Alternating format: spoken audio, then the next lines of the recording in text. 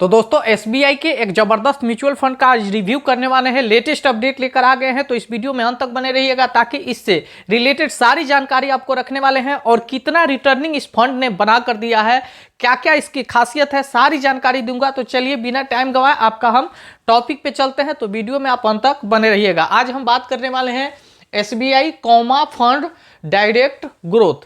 तो इस mutual fund के बारे में यदि मैं बताऊं तो इस म्यूचुअल फंड का फंड एज जैसे कि आप देख रहे होंगे 20 साल हो गया है, यानी 20 साल पुराना यह म्यूचुअल फंड है।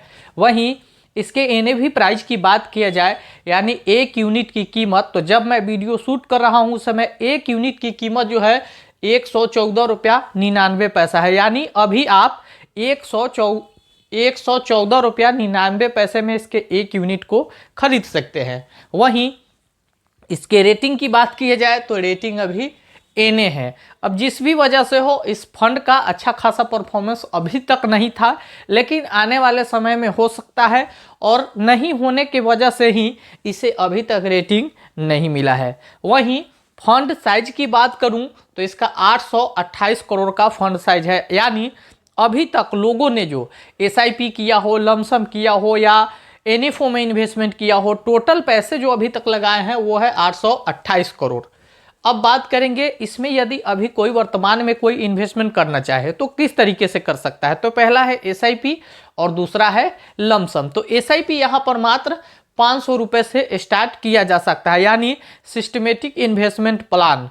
हर महीने थोड़ा थोड़ा पैसा यदि इस फंड में डाला जाए तो आने वाले समय में अच्छा खासा वेल्थ बनाकर देने वाला है। वहीं लमसम की बात करूं, यानी एक मुश्त आपके पास कुछ मोट पैसे हैं और आप चाहते हैं इन्वेस्टमेंट करना, तो यहां पर लमसम इन्वेस्टमेंट 5,000 रुपये से कर सकते हैं। मैक्सिमम आप जो चाहें कर सकते हैं। अब बात करेंगे इसके होल्डिंग का। तो होल्डिंग क्या होता है, तो लोगों ने जो यहाँ 828 करोड़ रुपया इस फंड में लगाया है, उस पैसे को इस म्यूचुअल फंड के जो फंड मैनेजर है वो जहां पर लगाए होंगे वही होता है उसका होल्डिंग। तो देखिए इस म्यूचुअल फंड का यदि होल्डिंग देखा जाए तो होल्डिंग इक्विटी सेक्टर का है, और इक्विटी सेक्टर के डिफरेंट 33 कंपनियों में जो है 33 सेक्टर अलग अलग सेक्टर में इन्वेस्टमेंट किए गए हैं।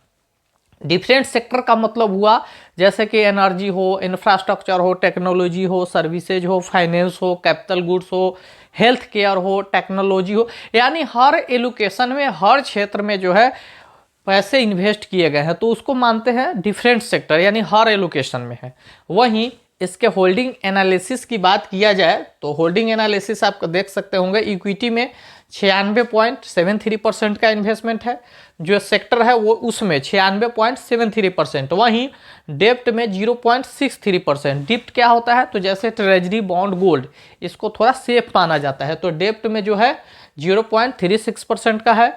वहीं कैश 2.91% रखा गया है। अब कैश इसलिए इस म्यूचुअल फंड में रखा गया है कि बेहतर इन्वेस्टमेंट अपॉर्चुनिटी को देखते हुए रखा जाता है। कैश बहुत इंपॉर्टेंट चीज़ है, तो कैश इसलिए रखा जाता है कि यदि इन्वेस्टमेंट का बेहतर मौका मिले, कोई अच्छा सेक्टर हो जहां से अच्छा वेल्थ बनने वाला हो, तो वहां पर इस पैसे को इन्वेस्ट किया जाता है और बेहतर रिटर्निंग निकाला जाता है, ताकि जो इन्वेस्टर हैं उनको अच्छा खासा रिटर्निंग मिल जाए, प्लस म्यूचुअल फंड का ग्रोथ जो है बना रहे। दूसरा क्या होता है, तो कैश इसलिए भी रखा जाता है कि यदि एसबीआई म्यूचुअल फंड हाउस में कोई समस्या आए तो फिर उससे इसको मैनेज किया जाए, तो इस वजह से भी कैश रखे जाते हैं।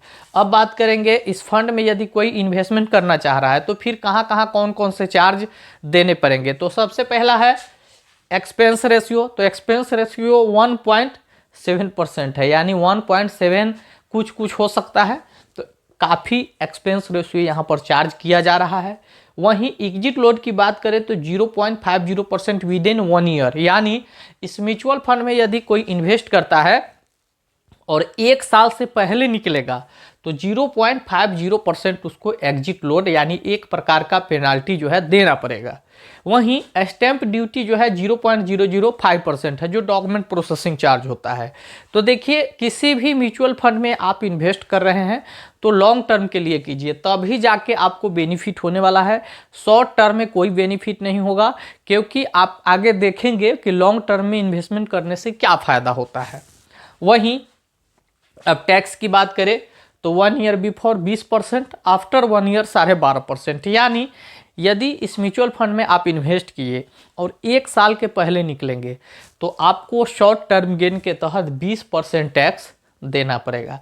लेकिन यदि आप 1 साल के बाद निकलते हैं, चाहे 1 साल के एक ही दिन बाद क्यों ना निकले, या 1 साल के बाद आप 20 साल बाद क्यों ना निकले, लेकिन आपको मात्र 12.5% टैक्स देना पड़ेगा। उसमें भी क्या होता है तो 1.25% का छूट भी होता है, यानी 1.25 लाख रुपए तक का आपको छूट भी मिल जाने वाला है। वहीं यदि इस फंड के सबसे इंपॉर्टेंट पार्ट रिटर्निंग का बात करूं तो SBI कॉमा फंड ने काफी बेहतर परफॉर्मेंस करते हुए 5 सालों में 19.45% का रिटर्निंग बनाकर दिया है। वहीं इसके 3 सालों का रिटर्निंग देखूं तो 3 सालों में यह 15.80% का रिटर्निंग बना कर दिया है। और यदि इस फंड का 1 साल का रिटर्निंग देखूं तो मात्र 5.63% का रिटर्निंग बना कर दिया है। अब आपके मन में ये होगा कि 1 साल में इतना रिटर्निंग कम क्यों हो गया, तो देखिए पिछले साल से 2024 से लेकर और अभी तक मार्केट में काफ़ी गिरावट रही है, जिस वजह से जो है रिटर्निंग कम बन पाए हैं, लेकिन आने वाले समय में बन सकते हैं। तो इस वीडियो से जुड़ी सारी जानकारी मैंने आपको देने की कोशिश की है। यह वीडियो जो है सिर्फ एजुकेशन पर्पस से था, कोई मेरा रिकमेंडेशन नहीं है कि आप इस फंड में इन्वेस्टमेंट करें।